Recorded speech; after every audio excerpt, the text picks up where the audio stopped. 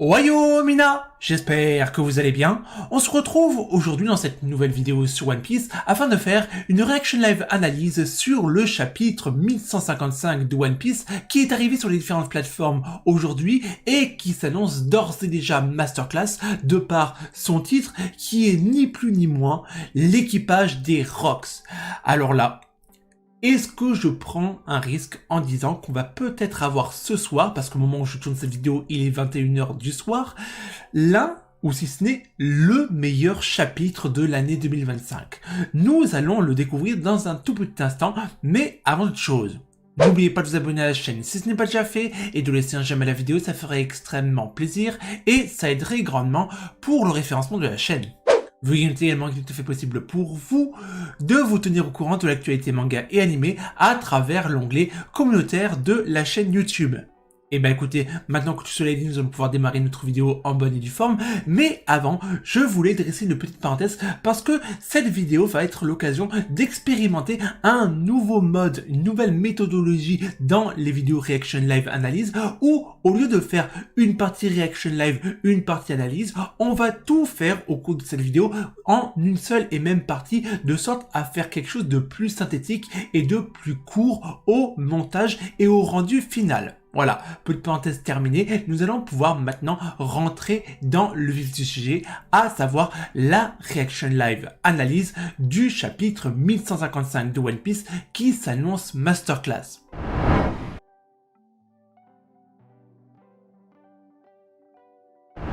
Nous commençons notre Reaction Live analyse du chapitre 1155 de One Piece avec la couverture du Weekly Shonen Jump de cette semaine qui met en avant Luffy accompagné par ses différentes transformations en Gear Second, Gear Third, Gear Fourth, Gear Fifth, et je trouve que la composition globale de la page est assez cohérente, assez aérée, surtout que, note quand même, c'est que on a le Gear Second, Gear First, Gear Fourth, etc., qui sont incrémentés dans des numéros pour faire écho aux différentes transformations de Luffy, et ça je trouve que c'est quand même assez intéressant de la part de l'auteur et de la composition globale de l'image. Mais ça, ce n'est que mon avis personnel.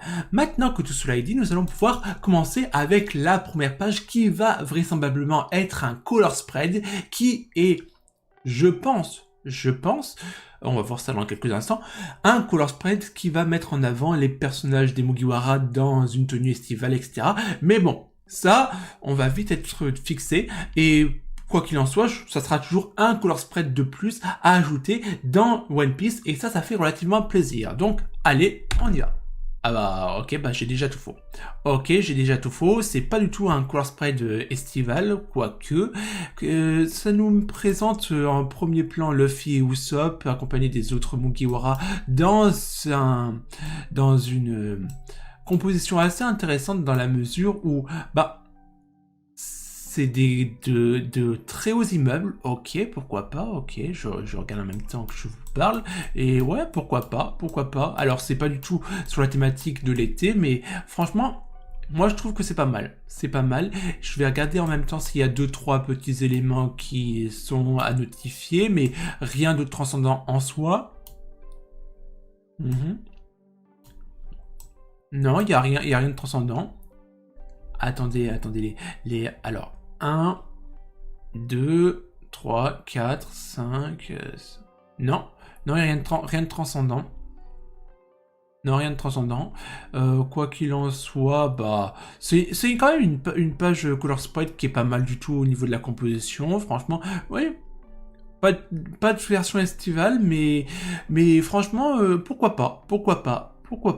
Ah, la tenue de Robin, je l'aime beaucoup, moi, la tenue de Robin.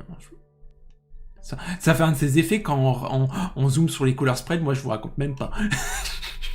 Vous avez pas l'effet parce que vous êtes en version quoique en plein écran, ça devrait être pas mal non plus, mais ouais, bon, ok, la petite B, ok, ouais, pas mal. Bref, on en a fini avec le color spread. Color spread intéressant qui met en avant l'équipage dans une composition qui est ma foi vraiment bien faite. Franchement, en 3 points de suite, franchement, je trouve ça intéressant. Ok, bon, bref, trêve de bavardage, place au chapitre. Ah, donc, chapitre 1155, l'équipage des Rox. Et là, on fait directement suite à ce qui s'est passé à la suite du chapitre 1154. Chapitre également que je n'ai pas pu faire en Reaction Live parce que un gros malin m'a spoilé sur Twitter et je vous raconte même pas quel point j'ai eu le seum d'être spoilé parce que j'ai été spoilé sur le visage de Rox. Voilà, le personnage qu'il fallait pas me spoiler, et ben j'ai été spoilé. J'en ai voulu à mort à ce mec. Je vous raconte même pas, mais c'était innommable. Mais bon, là cette semaine j'ai pris mes précautions et franchement on est pas mal, Donc là on continue avec la discussion entre Loki et Rox et donc c'est bien Airbaf ici, mais mon vieux n'est pas là. Ah oui d'accord, donc c'est Loki qui parle, ok. Il est parti en expédition. Ok, vous êtes des humains, vous, c'est la première fois que j'en vois bouger. Ha ha ha, qu'il est mignon. Alors je serais curieux de savoir qui est-ce qui dit ça. À mon avis, je dis rien, mais à mon avis c'est Barbe Blanche. Ensuite, attends, t'as bien dit, mon vieux là, t'es le gamin de Harald, toi? Alors là, je serais... Ah, donc, alors... Ça serait, là pour le coup, ça serait Barbe Blanche parce que la bulle elle est orientée vers Barbe Blanche, ok, d'accord. Et note quand même alors il y a la différence au niveau du recul, mais là encore une fois sur le plan, on a l'impression que Barbe Blanche est 3 fois plus grand que Rox, alors qu'à mon avis il en est rien. Mais bon, en tout cas par contre en matière de taille, on voit que Shiki est microscopique par rapport à Barbe Blanche. Ça par contre c'est une certitude. Alors ensuite, Rox, le pirate légendaire, en visite à Airbaf. C'est intéressant. Même s'il n'est pas là, on devrait pouvoir le contacter. Non. C'est quoi ton nom? Loki. Très bien Loki. Tu vas nous rendre un petit service. Tu vas gentiment rentrer chez toi et demander à quelqu'un de contacter Harald pour nous. D'accord. Tu vas leur dire que tu t'es fait un gros... tu t'es fait un gros bobo. Non mais, t'as vu ce qu'il a sur la tête? Non mais Rox, t'as vu ce qu'il a sur la tête? Il vient carrément de tomber du village des géants. Je dis ça, je dis rien. Bon, ok, il est pas au courant. Mais moi je dis ça, je dis rien. Bref. Et qu'il doit absolument rentrer à Airbaf. Hein? Pourquoi je devrais écouter des nabos comme vous d'abord?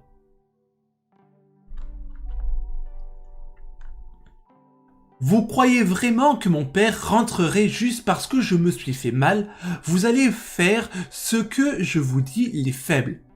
Attendez, attendez, c'est Loki qui traite Rox de faible. Attendez, attendez, une petite bulle, attendez. Oh, c'est un escrimeur Rox. Oh, j'ai pas vu. Regardez le...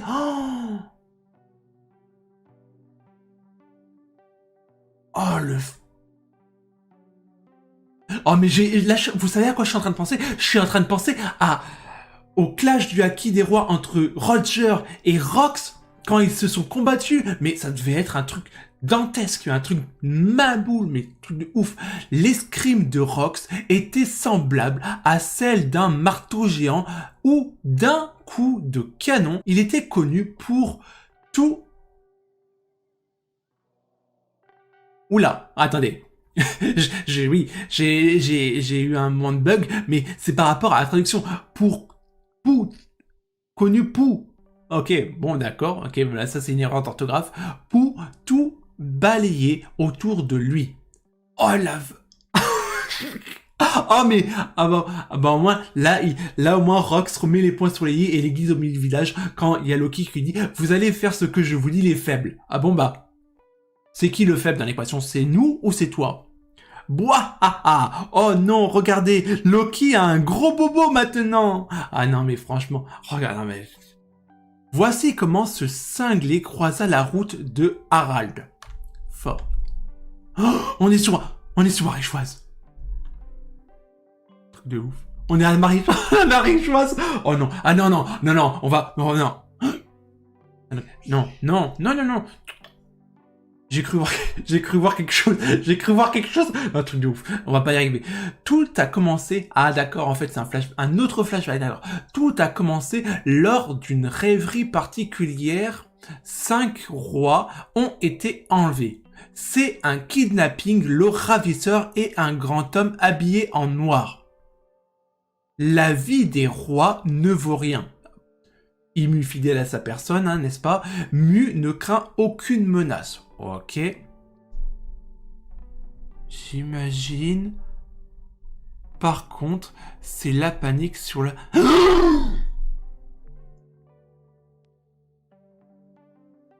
Mais attendez, j'ai pas lu. Attends. Ce fut la première fois dans l'histoire... Attends, ce fut la première fois dans l'histoire qu'un tel incident se produisit. Attendez. Oh la... Mais attendez, non. Ce n'est pas Gunko. La première servante de Imu qu'on voyait justement dans la chambre fleurie quand elle était sur le point de s'entretenir avec les 5 doyens pour justement savoir quelle lumière devait s'éteindre, bah on pensait que c'était Gunko, mais non, ce personnage-là, ce truc de ouf, ce personnage-là, ce n'est pas Gunko. Pourtant, il faut quand même notifier un détail important à vérifier sur Gunko, mais au niveau de ses yeux, on voit qu'il y a 2 pupilles différentes de chaque côté qui ressemblent à Gunko. Alors, est-ce que c'est pourquoi pas en même temps? Ça, c'est pas, non, c'était à moins elle soit allée chez le coiffeur juste après être allée sur Airbaf, ce qui est pas impossible non plus. Mais là, dans l'équation, mais attendez, je viens de percuter, mais en fait, c'est l'ensemble de ce personnage, en fait, c'est un peu dans le même acabit que ce qu'on a sur Alabasta. Est-ce que c'est une façon à Oda de dire que, effectivement, le personnage de Imu, bah, en fait, ça pourrait être véritablement Lily Nefertari? Parce que là, moi, quand je vois le design de la tenue de ce personnage-là, ça me fait un peu penser aux tenues qu'on retrouve dans l'ambiance d'Alabasta et Tutti Quanti. Bon, un truc de ouf. Là, je pense qu'on a un détail qui choque, un détail très très explicite qui pourrait nous mettre sous la voie sur la véritable identité de Imu Nerona. Un truc de ouf. Et donc là, ça peut être que Rox. Rox dans la chambre fleurie. Quelqu'un avait réussi à entrer dans la chambre fleurie. C'est un truc de ouf. Oh là là.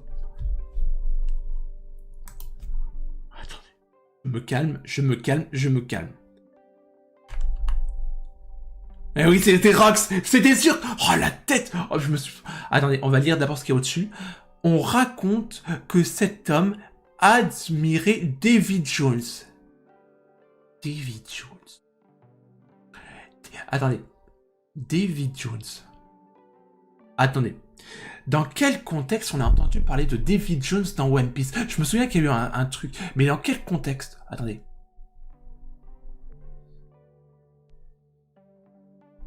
David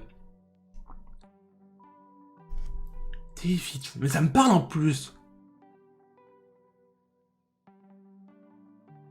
On raconte que c'est... Il n'ira pas plus loin, car il connaissait ses limites. Cependant, il dit une chose. Je reviendrai ici même. Souvenez-vous, il y a quelques chapitres où il y avait du coup Imu au travers du corps de Gunko qui disait que Marie-Joise était en proie à un véritable désastre, etc. Et je vous disais que beaucoup de personnes pensaient que ça serait Dragon, mais moi je disais faites gaffe parce que moi je suppose que c'est Marshall D-Teach, Barbe Noire et son équipage qui foutent le bordel à Marie-Joise. Et là, Là, ça serait un foreshadowing de génération en génération, parce que je vous rappelle quand même que Rox, c'est le père de Barbe Noire, et on aurait du coup le fils qui perpétue la volonté de son père en revenant sur la Terre Sainte de Marie-Joise. Un truc de ouf si c'est ça. Si c'est ça, c'est un truc de ouf. Ça veut dire qu'Oda a tout planifié depuis le début. Ça serait une véritable masterclass de foreshadowing. Un truc de ouf. Évidemment, on continue. Évidemment, cette affaire ne s'est pas ébruitée. Cependant, ce jour-là, il y avait un autre intrus sur la Terre Sainte. À tous les coups, ça peut être qu'Harald. Ça peut être que Harald. Regardez, ouais, c'est ça, c'est Harald ça. Et regardez, il est gigantesque pour un géant. Il veut en faire, je veux en faire mon esclave. Au fond de la première et la troisième personne du singulier, ça va pas le faire. Mais non, on devrait le tuer et l'empailler. Protéger les dragons célestes. Ok. Ah ouais. Carrément. Ok. Au feu, j'ai bien compris que les négociations avaient échoué. Désolé d'être rentré par effraction, mais pas besoin d'en faire toute une histoire. Ne laissez pas le kidnappeur... Ah mais attendez. C'est Harald qui a kidnappé les rois? C'est Harald qui a kidnappé les rois? Attendez. Hein? Mais j'y suis pour... Ah, bah oui, non, ok. Il fallait juste lire, mais bon, on va se calmer là. On va se calmer. Hein? Mais j'y suis pour rien, moi. L'amiral s'est fait avoir. Ha. L'assassin se dirige vers le château. Faites attention. Hein? Ils en font du bruit, ceux-là. Je veux le géant. Oh, mais le flot qu'il dégage... Mais attendez. Le flot qu'il dégage là... Alors là, pour le coup, c'est une version retravaillée par des fans. Mais j'ai vraiment hâte de découvrir ces deux visages-là sur la version de Manga Plus qui sortira dimanche. Parce que là, franchement, c'est un truc de ouf. Là, c'est un truc de ouf. Moi, je vous le dis. Ah, mais oui. Le flow. Mais Barbe Noire, mais va voir ailleurs, Barbe Noire.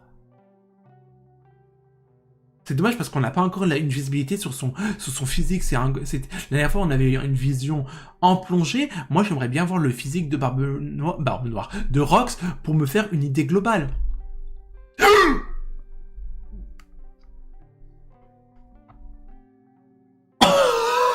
crois pas. Oh non, mais non. Mais qu'est-ce que t'as fait? Oh non mais le clash du Haki des Rois de Rox faire ça à Harald, un truc de ouf. Non mais attendez, un truc de non, mais c'est quoi ce chapitre de ouf? Le meilleur chapitre depuis des mois et des mois quoi. Non, un truc de ouf. Encore la thématique où les meilleurs chapitres de One Piece, c'est quand on n'a pas les Mugiwara dedans. Un truc de ouf. Peut-être qu'un jour Oda cassera cette dynamique. Je dis ça, je dis rien.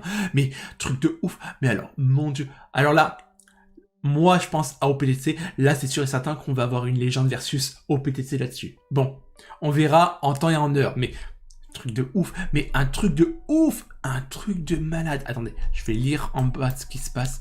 Attendez. Le choc entre ces deux hommes qui ne se connaissaient pas a tout balayé sur un rayon de 5 km. Un rayon de 5 km. Alors là, pour le coup, c'est intéressant. Faudrait faire une comparaison entre le clash du Haki des Rois de Roger face à Barbe Blanche. Ça serait intéressant. Imaginez le clash du Haki des Rois entre ces deux-là, entre Roger et Rox. Encore une fois, 5 km. 5 km. Mais un truc de ouf. Une succession de masterclass. Bouah, c'est quoi ton nom géant? Bouah, Harald. Moi, c'est Rox. Vise la ville la prochaine fois. Si tu te fais choper, tu deviendras esclave toi aussi. Quoi? Comment ça? N'y pense même pas. Ouah, Kia. Ok, pourquoi pas. Attendez, je vais quand même la voir sur le grand écran.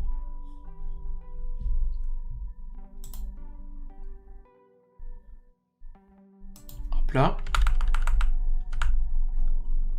Ah ouais, non mais là... Là, Oda nous a fait du Goda, là, c'est pas possible. Magnifique la planche, elle est magnifique. Truc de ouf. Bref, on continue, on continue. Alors, c'est par où elle baffe? Le nouveau monde, c'est de l'autre côté. Bouahaha, retrouvons-nous si tu t'en sors, Harald. Dis pas de conneries, je suis pas un criminel, moi.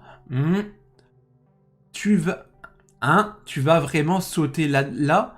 Il y a longtemps, Rox s'en est pris à un amiral de la marine. Donc c'est effectivement lui qui a tué l'amiral de la marine en question. Malgré les tentatives de réanimation, il perdit la vie. Et depuis le jour où il a commis son horrible crime, le nom de cet infâme individu se répandit comme une traînée de poudre. Cette nouvelle bouleversa le monde entier. Plus tard, le bateau qui transportait une quantité abondante de tribus célestes fut attaqué par surprise. Puis, il prit de nouveau la fuite après avoir détruit la porte. Il a détruit la porte de la justice? Il a détruit la porte de la justice. Mais comment? Mais il doit avoir un pouvoir de fruit de démon extraordinaire. Il a détruit le grand truc qu'on a vu dans l'arc de Nistopie, quoi. Ou même Impel Down, on est d'accord. Il a détruit une porte de la justice. Mais c'est un gros fou furieux, ce mec. Après s'être emparé du bateau et de l'argent à bord, Rox se lança dans la piraterie. Ah ouais, donc il est passé de statut de criminel à pirate après. D'accord. Bien que leur agissement était principalement tourné contre le gouvernement mondial. Ah non mais regardez-moi cette case. Regardez-moi cette case. Mais mon Dieu. Mais le flow. Mais mon Dieu. Mais moi. Apparemment, il est quand même assez baraque. Il est quand même assez baraque le personnage. Quand on voit le torse de Rox, moi je dis ça, je dis rien. Et donc, alors, la suite, c'est quoi? Leur prochaine attaque, elle se dirigerait vers un bateau pirate. Intéressant. Il y a une tradition transmise depuis longtemps dans le monde des pirates. C'est ça. Voilà, c'est ça, Davy Jones, c'est ça, c'est le Davy Backfight, c'était le Davy Backfight. Mais pourquoi j'y ai pas pensé? Un truc de ouf. Pourquoi j'y ai pas pensé? Le Davy Backfight, c'était un regroupement de jeux variés sans pitié pour les pirates. Ils pouvaient parier leurs membres d'équipage ou encore leur drapeau. Le Davy Backfight. Mais si j'avais imaginé que le Davy Backfight serait dans le flashback de Rox, je l'aurais pas cru. Grâce à ce jeu, Rox rassembla les meilleurs pirates qu'il puisse trouver. N'ayant pas encore de drapeau, il n'était qu'un simple groupe de criminels. Il y a un type incroyable ici, même vous, il va vous faire flipper. Et ces criminels, on y est, étaient parvenus jusqu'à Erbaf. Truc de ouf. Ah, ça y est. Je me mets de ce côté. Et ça rime. Là. Ah, mais franchement. Oh, mais un truc de ouf. Non. Château d'Olvist, Elbaf. Je n'ai encore pas compris comment est-ce qu'on le prononçait, le château du roi de Harald. Mais bon, vous m'excuserez ce petit accrochage. Oh là là, je me suis dépêché de rentrer. Mais ça a l'air d'aller mieux. Je suis soulagé. Je sais bien que tu es un vrai... Attendez. Je vais me mettre un peu plus proche parce que là, quand même, il y a un peu de problème de lecture. Je sais bien que t'es un vrai dur à cuire, Loki, mais évite de t'aventurer dans le royaume des morts. Attendez. Mais je comprends pas. Je croyais que Harald, il était en expédition. Pourquoi il est là? Attends, tu as simplement chuté de la falaise cette fois, mais c'est extrêmement dangereux là-bas. Ok. Mon vieux, il est vraiment revenu. Ah oui, bah oui, d'accord, il est revenu. Ok, d'accord, ok. Non, j'arrive pas à croire qu'il soit rentré juste pour moi. Bah, comme quoi, il y a quand même quelqu'un qui a un peu de considération pour toi, mon cher Loki. Quand même, ça fait plaisir, je dis ça, je dis rien. Ça compense ta mère. Je dis ça, je dis rien. Rox, j'ai entendu parler de ton horrible réputation. Qu'est-ce que tu viens faire là? Harald, comme on se retrouve?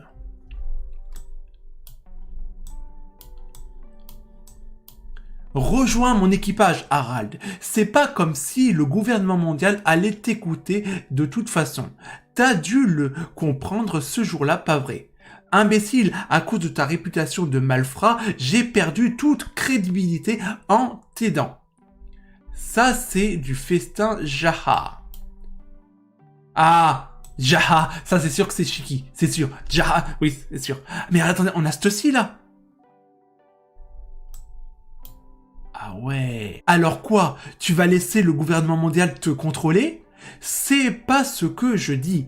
J'explore juste toutes les possibilités. Tout le monde devrait être égal. Devrait être égaux?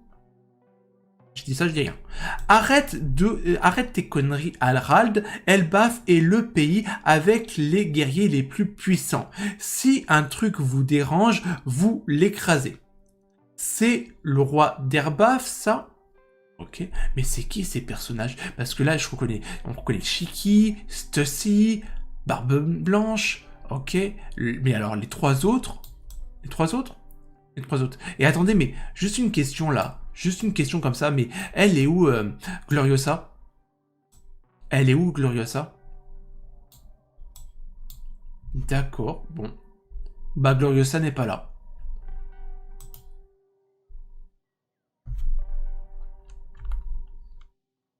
C'est de l'histoire ancienne, ça. Erbaf a changé. La nature des gens ne change jamais. C'est du sang de guerrier qui coule en vous. Et tu veux pas venir profiter de la bouffe? Et vous aussi, si vous continuez de suivre un type pareil, vous courez à votre perte. Suivre et puis quoi encore? Dire ah ah, t'es un marrant toi, je ne suis que moi-même, même si Rox crevait, ça ne changerait absolument rien. Ah attendez, Shiki, Yakuza, ah d'accord, c'est intéressant, c'est un truc de ouf, on a les statuts des différents pirates légendaires avant qu'ils intègrent l'équipage de Rox, très intéressant et très malin de la part d'Oda. Yakuza deviendra le lion d'or, ok. Ok, tu n'as pas tort, mais on peut tirer énormément de son plan. Donc ça c'est Stussy, ok. Miss Bakin, ok. La voleuse scientifique, ok.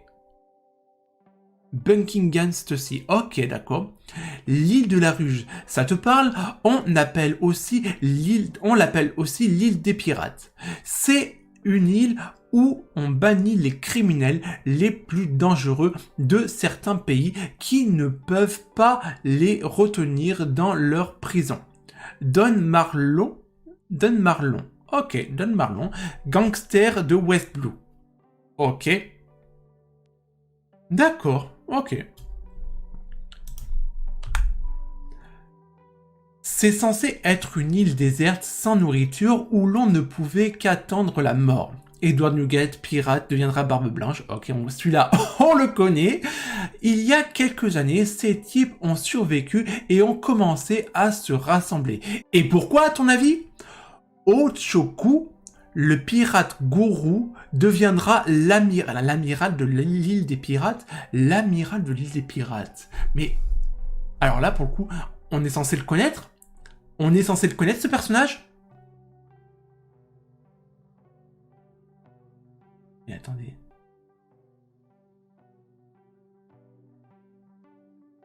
Mais non, le mec qui est sur l'île de Luffy, c'est Portchemi et non, mais c'est pas possible que ça soit lui, pas possible. Mais Ochoku, Je vais regarder après, je sais pas, mais je me rappelle plus. Si on l'a vu, je me rappelle même plus de lui. Parce qu'il y avait un véritable trésor sur l'île. Une organisation dans l'ombre en a entendu parler et a prêté main forte aux criminels qui s'en sont mis plein les poches. Ça a rendu le gouvernement fou de rage. Gansui, le pirate contrebandier. Ah, intéressant. L'île est peuplée d'effroyables criminels. Ils perdraient gros en s'en approchant. C'est là qu'on intervient en proposant un marché au gouvernement. Si on récupère cette île pour vous, combien vous nous en donnez? Puis, une fois qu'on aura l'argent, on détruira cette île de pirates et on partagera le trésor. Mais pas question de rendre l'île et les criminels au gouvernement. La ruche sera sous notre contrôle avec tous les lascars et on en fera une véritable paradis pour pirates. En fait, il tient le même discours que Barbe Noire. En fait, c'est simple. Je pense qu'on va nous le dire à un moment donné, c'est que même s'il fut très bref, on aura un passif entre Rox et Barbe Noire, et Rox aura inculqué tous ses idéaux à Barbe Noire, et là, il poursuit les dessins de son père. C'est un truc malade, parce que là, ce qu'on a là, c'est les paroles de Barbe Noire quand il était sur la ruche au moment, si je me trompe pas, au moment où on avait Moria qui se rendait sur l'île pour récupérer Obsolum, je crois, ou après, mais c'est dans ces eaux-là. J'imagine déjà la tronche que tireront la marine et le gouvernement. Wahaha. Cet événement marquera là le prologue de ma vie et cette île en sera le point de départ. J'anéantirai les forces de la marine et je ferai tomber la Terre Sainte et pour finir, je deviendrai le roi du monde. Ton ennemi est bien trop grand. On parle du monde quand même. Là, pourquoi Harald, il garde un peu les pieds sur terre. Tu pourras dire ce que tu veux. Quelqu'un finira forcément par le faire. Le pouvoir... Ah non mais la page de ouf. Le pouvoir éternel n'existe pas dans ce monde. Rejoins-moi, Harald. Ensemble, rien ne pourra nous arrêter. Bah la preuve que si. Une alliance Roger, Garp et Barbe Blanche. Vas-y. Ensuite. Arrête ça, tu sais très bien que je suis le roi de ce pays. Je m'en fous. Le monde. Prenons le monde ensemble. Plus tard, Loki réalisa qu'il avait été sauvé.